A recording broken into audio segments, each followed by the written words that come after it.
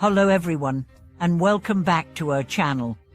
It's truly wonderful to have you here as we embark on another deeply transformative journey through Buddhist teachings. Today, we are going to explore something that lies at the heart of Buddhist practice, the 10 standards of self-cultivation, the essential principles that guide practitioners on the path of enlightenment. The path of Buddhism is not just a path of outer rituals or words, it is a path of internal transformation. These 10 standards serve as a framework to refine the mind, purify the heart, and strengthen the spirit. They are not mere rules to follow, but profound practices that, when embodied, create deep peace and wisdom in our lives. So, why are these 10 standards so essential? And how can they help us in our daily lives? First, the Buddhist teachings emphasize that the mind is the source of all our experiences. What we think, what we say, and what we do are all products of the mind. To cultivate goodness, wisdom, and compassion, we must begin by transforming the mind. These 10 standards provide us with a roadmap to accomplish just that. Now, let's begin by exploring each of these 10 standards in depth, not as theoretical ideas, but as living, breathing practices that can be applied in each moment of our lives. The standard of right view. The first standard is right view, seeing the world as it truly is. This means understanding the impermanence of all things, the nature of suffering, and the law of cause and effect. It is the foundation for all Buddhist practice. When we view the world through the lens of right view, we are able to approach life with wisdom, recognizing that everything is interconnected and ever-changing. This understanding helps us let go of attachment and opens our hearts to compassion. Right view is not just intellectual understanding, it is seeing deeply into the nature of reality. When we cultivate this view, we begin to see the true causes of our suffering, and in turn, we are able to cultivate freedom from that suffering. The standard of right intention. The second standard is right intention. Intention is the seed that determines the fruit of our actions. If our intentions are pure, rooted in love, kindness, and compassion, the outcomes of our actions will reflect these qualities. Right intention also involves renouncing harmful thoughts, such as desire, hatred, and delusion, and cultivating intentions of peace and liberation. The Buddha taught that our intentions shape the world we experience. When we cultivate right intention, we begin to align our heart and mind with the greater good, allowing us to act with integrity and wisdom in every situation. The standard of right speech. Right speech involves speaking truthfully, kindly, and wisely. Words can either heal or harm, build up or tear down. Right speech is about speaking in a way that uplifts others, reflects our deepest values, and is in harmony with our inner truth. It's about refraining from false speech, gossip, slander, and hurtful language. When we practice right speech, we not only improve our relationships with others, but we also purify our own minds. Harsh words leave a residue in our hearts, while kind words create an atmosphere of peace and understanding. By choosing our words carefully, we can transform our world. The standard of right action.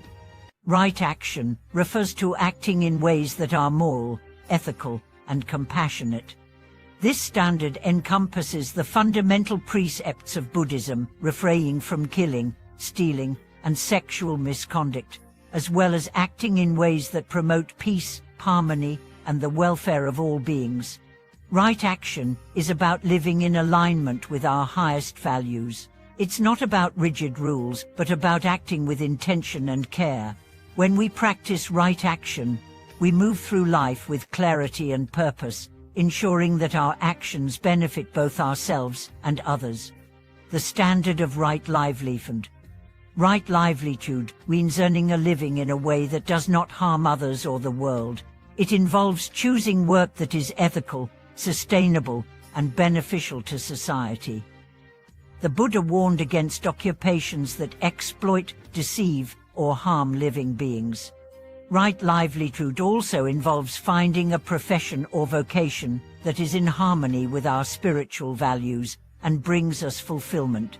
When we align our livelihood with our ethics and purpose, we create a foundation for inner peace and utter prosperity. The standard of right effort. Right effort is the energy we put into our practice and our daily lives. It is about striving to cultivate wholesome qualities such as kindness, patience, and mindfulness, while abandoning unwholesome qualities like greed, anger, and ignorance. Right effort requires discipline, perseverance, and commitment, but it is also about being gentle with ourselves. Right effort is the fuel that keeps us on the path. It's not about pushing ourselves to exhaustion, but about finding a balance that allows us to cultivate the best in ourselves and make steady progress. Through consistent effort, we begin to transform our habits and our minds. The standard of right mindfulness. Right mindfulness is the practice of being fully present in each moment, aware of our body, feelings, thoughts, and actions. It is about observing our experiences without attachment or aversion, seeing them clearly as they arise and pass away. Mindfulness is the foundation for insight, as it allows us to see things as they truly are, free from distortion. When we practice right mindfulness, we become more attuned to our inner world and the world around us. We begin to notice patterns in our behavior, and we learn to respond to life with awareness rather than automatic reactivity. The standard of right concentration. Right concentration involves developing a focused, stable, and unified mind through meditation. Concentration is the tool that allows us to dive deep into our consciousness and cultivate insight. It is the practice of focusing our mind on a single object, whether it's the breath, a mantra, or a visualization, to strengthen our awareness and deepen our understanding. Through right concentration, we cultivate inner stillness. This stillness allows us to see beyond the surface of our thoughts and emotions, uncovering the deeper truths of existence. It is through concentration that we gain access to the wisdom that liberates us from suffering. The standard of right wisdom.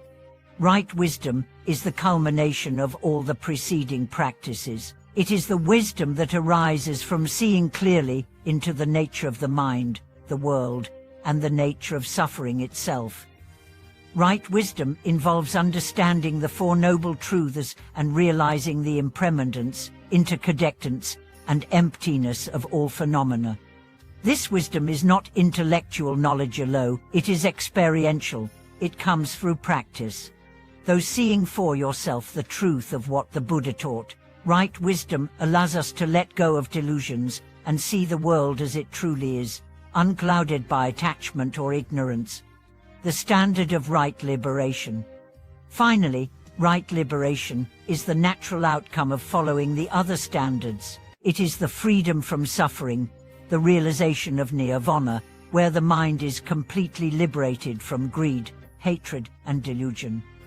It is the peace that comes from knowing that we are no longer bound by the aggregates or by the false sense of self. Right liberation is not an endpoint, but a continual unfolding. It is the ultimate freedom, the freedom to live fully, to love deeply, and to act with wisdom and compassion in every moment. These 10 standards are not just abstract ideals. They are practices we can embody in every moment. By integrating them into our lives, we begin to experience the transformation that the Buddha spoke of. As we close this deep exploration, I want to leave you with a reflection. Are you ready to step into a life of self-cultivation? Are you willing to meet the challenges of your mind, your emotions, and your actions with the courage to transform? The path is not always easy, but it is always worthwhile.